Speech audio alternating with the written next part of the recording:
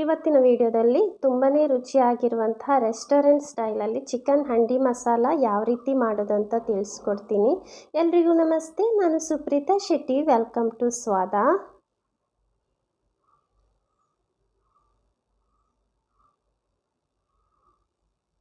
ಮೊದಲಿಗೆ ನಾನಿಲ್ಲಿ 3/4 kg chicken ತಗೊಂಡಿದ್ದೀನಿ.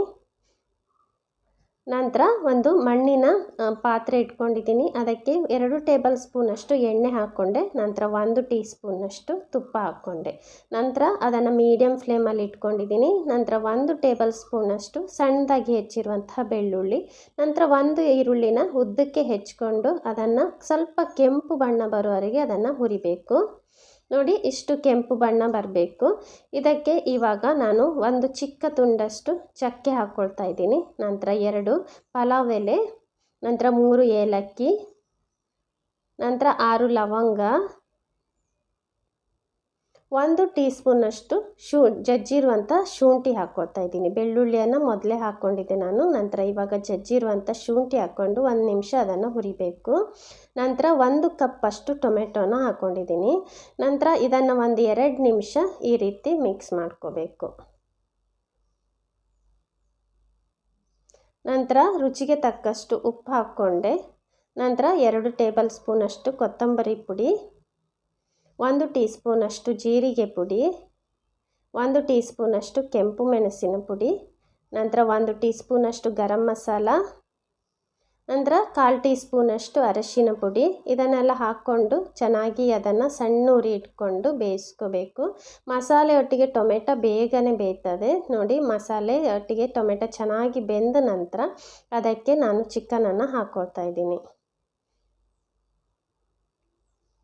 ನಂತರ 1 ಟೇಬಲ್ ಸ್ಪೂನಷ್ಟು ಸಣ್ಣದಾಗಿ ಹೆಚ್ಚಿರುವಂಥ ಹಸಿಮೆಣಸು, ನಂತರ ರುಚಿಗೆ ತಕ್ಕಷ್ಟು ಉಪ್ಪು ಹಾಕ್ಕೊಂಡೆ.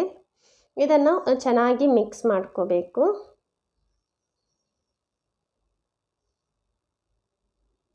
ಚೆನ್ನಾಗಿ ಮಿಕ್ಸ್ ಮಾಡಿಕೊಂಡು ಒಂದು ಅರ್ಧ ಕಪ್ಪಷ್ಟು ಮೊಸರು ಹಾಕ್ಕೊಂಡೆ.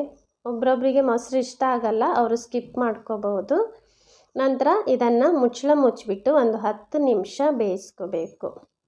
ನಾನು ನೀರು ಹಾಕಿಲ್ಲ, ಹಾಗೆಯೇ ಬೇಯಿಸ್ಕೊಳ್ತಾ ಇದ್ದೀನಿ.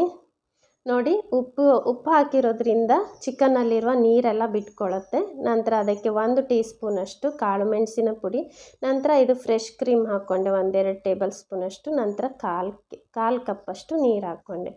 ಫ್ರೆಶ್ ಕ್ರೀಮ್ ಏನಂದರೆ ಹಾಲಿನ ಕೆನೆ ಇರುತ್ತೆ ನೋಡಿ, ಅದನ್ನೇ ಸ್ವಲ್ಪ ಗ್ರೈಂಡ್ ಮಾಡಿಬಿಟ್ಟು ಇಲ್ಲಾಂದರೆ ಬೀಟ್ ಮಾಡಿ ಸ್ಪೂನಲ್ಲಿ ಸ್ವಲ್ಪ ಕಲಕಿ ಹಾಕ್ಕೋಬೋದು.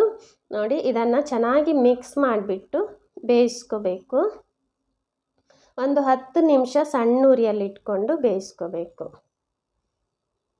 ನೋಡಿ, ಚೆನ್ನಾಗಿ ಬೆಂದಿದೆ. ಕೊನೆಯದಾಗಿ ಕೊತ್ತಂಬರಿ ಸೊಪ್ಪನ್ನು ಹಾಕಿಬಿಟ್ಟು ಮಿಕ್ಸ್ ಮಾಡಿಬಿಟ್ಟು ಸರ್ವ್ ಮಾಡ್ಬೋದು. ಇದು ಗೀ ರೈಸಿಗೆಲ್ಲ ತುಂಬ ಚೆನ್ನಾಗಿ ಟೇಸ್ಟ್ ಕೊಡುತ್ತೆ. ಒಮ್ಮೆ ಟ್ರೈ ಮಾಡಿ ನೋಡಿ. ತುಂಬ ಸುಲಭವಾಗಿ ರೆಸ್ಟೋರೆಂಟ್ ಸ್ಟೈಲಲ್ಲಿ ಚಿಕನ್ ಹಂಡಿ ಮಸಾಲ ಮಾಡ್ಕೋಬೋದು. ನನ್ನ ಈ ರೆಸಿಪಿ ನಿಮಗಿಷ್ಟ ಆದರೆ ಪ್ಲೀಸ್ ಲೈಕ್ ಮಾಡಿ, ಶೇರ್ ಮಾಡಿ. ನನ್ನ ಯೂಟ್ಯೂಬ್ ಚಾನಲ್ನ ಸಬ್ಸ್ಕ್ರೈಬ್ ಮಾಡಿ, ನನ್ನ ಫೇಸ್ಬುಕ್ ಪೇಜನ್ನು ಫಾಲೋ ಮಾಡಿ. Thank you so much for watching.